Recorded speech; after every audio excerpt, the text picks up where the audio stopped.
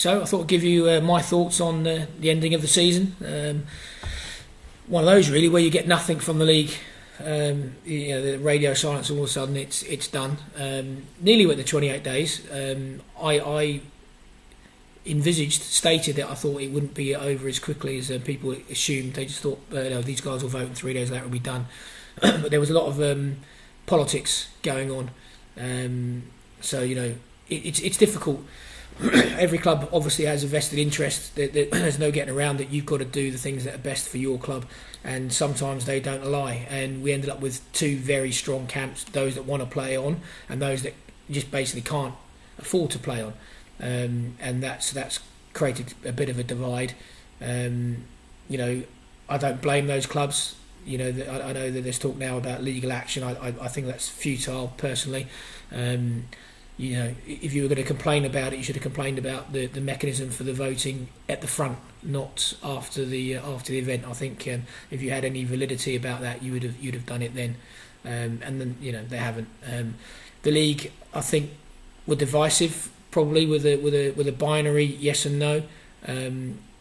It's probably the outcome that would suit them best. I know there's 7 teams in the the National League that voted to null and void the season. So it's going to be interesting over the next week and a half to see how they move forward and what the league can do or what the league suggests can be done for those guys. It's not over.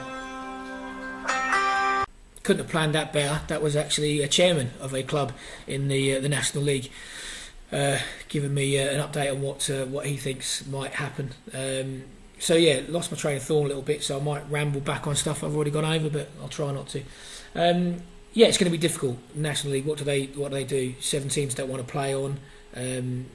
Personal opinion, they should just let the teams that want to play, and they've still got their promotion. Obviously, we're now null and void, so the teams that don't play won't get relegated, so there'll be no punishment or no detriment to those clubs.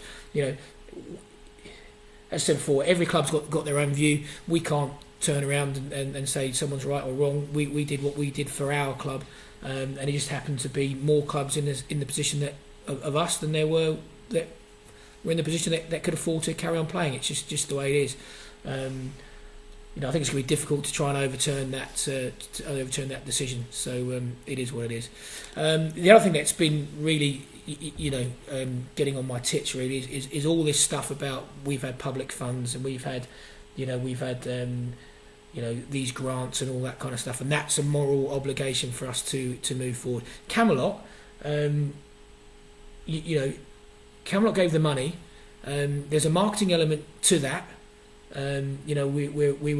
We're expecting still to have to put boards up and things like that around the around grounds for the 66 clubs that got money. And more importantly, they're a limited company. They make absolute millions. So yes, they do things for good causes, but that's part of the deal they made with the government to get the lotto, right? So the lotto, Euro Millions, all those games that they're running. And so we haven't had any public funds. We've had money from we had donations, if you like. I think when we start talking about the word grants, I think that's where people are getting getting confused. I would say it's more like a donation from a company to help us through. But the government are not out of pocket. The HMRC are not out of pocket. We've not indebted the country at all by doing it. So I'm a little bit annoyed with people challenging us on our position, saying that we've been in effect some sort of corrupt, and we should be ashamed that we took money and then we didn't continue.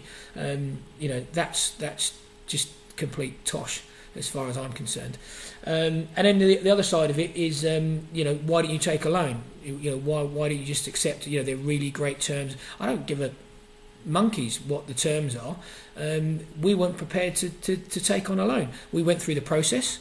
We're still going through the process. The documents are in, and as yet we haven't been told whether we would or we wouldn't have got a grant or a loan. But we did everything we needed to. We were asked to put in information. We put in data going back to 2017 as part of our submission. We asked all the questions to see whether or not we would be able to get a grant. The way it works is you've got to put in for the loan, and then they basically tell you whether or not you can get the loan or the grant. The crazy thing about the the loan situation, and we mentioned this back to the league, and I'm going to show you a little clip of the email that I sent. We mentioned this back to the league in on February the 4th. So, you know, we haven't spouted on about it, we haven't gone on, but part of our submission to the league, you know, about why we were going to suspend playing football ourselves, was to do with that. I'm just going to play you a quick clip. We're going to bring in colleagues from Deloitte and Sporting Asset here, or Rich, speak if you wanted just to clarify this in terms of individual. Hi, morning. So the standard security is a floating charge debenture, so no fixed charges, no personal guarantees. The floating charge is kind of quite boilerplate, but just make sure that the loan sort of ranks ahead of unsecured creditors.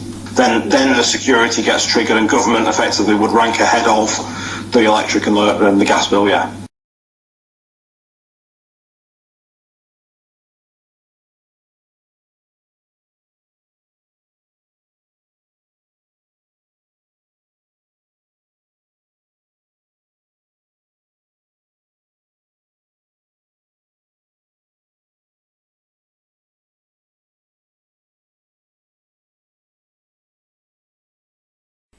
Okay, so that's the black and white of it there. Hopefully there was enough time for people to read that segment about the league rules, which I have here, and we've spent quite a bit of time. Actually, I would actually say now I'm pretty proficient at league rules, because obviously we've had to go through and try and understand just cause and all these kind of things. So, in a nutshell, for the league to ensure that people didn't pump loads of money in and then in effect take it out and cripple the club and leave creditors, you have to have agreed terms of loans. So emergency loans and long-term loans have to be agreed within the rules of the league. And cut a long story short, even they must be subservient. So any loans must be subservient. So what that means is, if there's a default, you get your money. So whoever you loan the money from, they get it last. So football creditors come in, and then any other unsecured creditors, then you are the, you know, that loan is the opposite. As you heard in that little clip from a Zoom meeting that we had with Sport England, clearly they state there's a debenture, and clearly they state that yes, the government will get their money back first. So there's no grey area. There's no inadvertently, you know, the league put out a statement, we're working to make sure that clubs don't inadvertently. You can't tell people, go and get a loan, and you're breaking the rules of the league. You know, if you're going to do that, stop sending out letters saying you're going to charge clubs for not playing, and you're going to sanction clubs for not playing, because those are the same rules. So if you're saying that you can actually let one go and you're not going to let the other go, then, you know, there's something definitely wrong here. You know, I don't want to bang on about the existing board members or the remaining board members, but I think they really do need to look at their situation and you know, take a long hard look at what they did right and what they did wrong. I'm not saying they've got to go, but they've got to learn from this lesson. And if we don't go into the next season with some sort of new legislation or some sort of new ruling or understanding of what's going to happen, when another lockdown comes. We're being told today, you know, the government can't guarantee this is the last lockdown. Something may occur next season, and we're in another situation. So we've got to start putting together some you know, fundamental understanding for the clubs that they've all voted on. They all understand. So we're not getting this divide between clubs. I don't understand why it wasn't done, you know, previously. You know, you know, we went from one null and void season into the other blindly. You know, blindly thinking that we would get the grant funding, or the, you know, whatever we want to call it, donation funding, whatever it is. You know, we've all got to learn lessons from that. We as clubs didn't ask enough questions. We just assumed that everything had gone on. Obviously, the league had assumed that these things were fine and everything was going to go on. So, assumption being the mother of all fuck-ups, you know, all the way down the chain, we've probably not been due diligent enough to hold people to task at the times that they needed doing. So, you know, I think on one of my previous, you know, the he said, she said, we knew it was going to happen. It is happening. It's not going to get us anywhere. It's all about now learning from it, and making sure that we go into the next season with a much clearer defined understanding of should these circumstances occur now or again in 10 years, 20 years or whatever, the league know how they're going to deal with it, and the clubs can officiate for that. As I said, I think all the stuff about legalities and getting this overturned and things like that, I just don't see them going anywhere. The rules are the rules. It clearly states in the rule book that within standard ruling, North and South only get our combined votes only amount to I think it's 4 votes per league in total.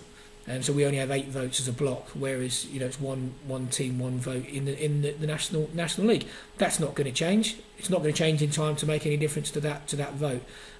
Should clubs be able to carry on playing? If they can, I think it will be difficult for the National League to allow the North and South to do that, because then you have relegation from the National League. We're not sure what's happening below us. There may the rest of the pyramid may not continue, so there may not be any relegation. Well, at the moment there can't be any relegation from our league or promotion for that matter. But it's different within the National League. Obviously, you've got teams that want to get promoted to the EFL. If the North and South were to continue in some way, there'd have to be a promotion and there'd have to be a demotion. So are you saying that the 7 teams that can't play, they're immune from that, but the teams that can, the ones that come at the bottom of that pyramid, come at the bottom of that table, they're going to get demoted or relegated. They're going to pay the price for the teams that couldn't afford to play. I think that's where you're going to get into the legal realms of what should or shouldn't have been going on, and I think that's a much muddier water. Whereas I think it suits, obviously it doesn't suit the clubs in the North and South that want to play, but I think it probably suits the league better to say nothing's happening in North and South. There can't be any promotion, there can't be any relegation. Let's lock the 7 teams that if they don't want to continue playing, don't play, and allow the teams that do want to play and have the budget to maintain that and that have the financial stability to do it, to carry on playing, and then those guys go through the standard automatic promotion and playoffs. That to me would be the least restrictive. It would probably be the best outcome that you could get. You're not going to please everybody. It's absolutely impossible. If it had gone the other way, you'd have had clubs like us saying we can't afford to play. There's insolvency laws. It's not about we don't want to do this and the integrity of the league. You cannot run a business insolvently. You cannot do that. So there's no way we'd have been able to take to the field. The teams that we're aware of would have been in the same situation of us, and we wouldn't have played. So there's no way you'd have seen the National League North get to its conclusion, because there's so many teams who have just not wanted to play or not been able to play. So it is what it is. It's not great. It could have been dealt with better. We probably do need to make sure that before the next season starts we have a formula for what's going to happen should we run into this again, and let the National League play on. Park the teams that don't want to park. That's my view on it. So anyway, rambled enough.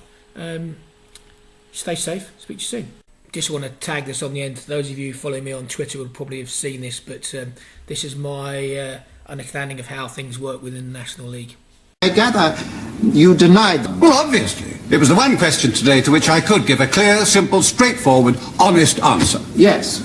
Unfortunately, although the answer was indeed clear, simple and straightforward, there is some difficulty in justifiably assigning to it the 4th of the epithets you applied to the statement.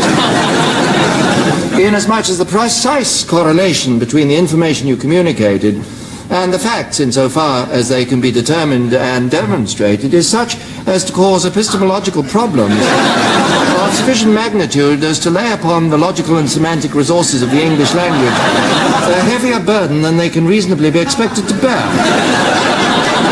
Epistemological? What are you talking about? You told a lie. A lie? A lie. What do you mean, a lie? I mean, you lied. Yes. Yes, you did not tell the truth. You mean... You can't call that lying. What would you call the opposite of telling the truth? Well, I mean, there was no intent. I didn't mean to deceive them. I'd never knowingly mislead. Nonetheless, you have done so. It wasn't my fault. So you are deemed to have known. You're ultimately responsible. Why wasn't I told? Apparently the fact that you needed to know was not known at the time that the now known need to know was known. And therefore those that needed to advise perhaps felt that the information that he needed as to whether to inform the highest authority of the known information was not yet known. And therefore there was no authority for the authority to be informed because the need to know was not at that time known or needed. What? We did not know that you would deny it. Well, obviously I would if I didn't know and I were asked. We did not know that you would be asked when you didn't know. I was bound to be asked when I didn't know if I didn't know. It was thought that it was better not to create distrust. We only tell you when you should be aware. When's that? You should now be aware because you have just denied it. Well, it would have been rather more helpful if I'd been aware before I denied it. On the contrary, if you had been aware before you denied it, you wouldn't have denied it. But I needed to know. We do not always tell when you need to know. You see, at times so we need you not to know. Why did you decide that I didn't need to know? I didn't. Well, who did? Nobody. It was just that nobody decided to tell you. Well, it's the same thing. On the contrary, to decide to conceal information from you is a heavy burden for any official to shoulder, but to decide not to reveal information to you is routine procedure.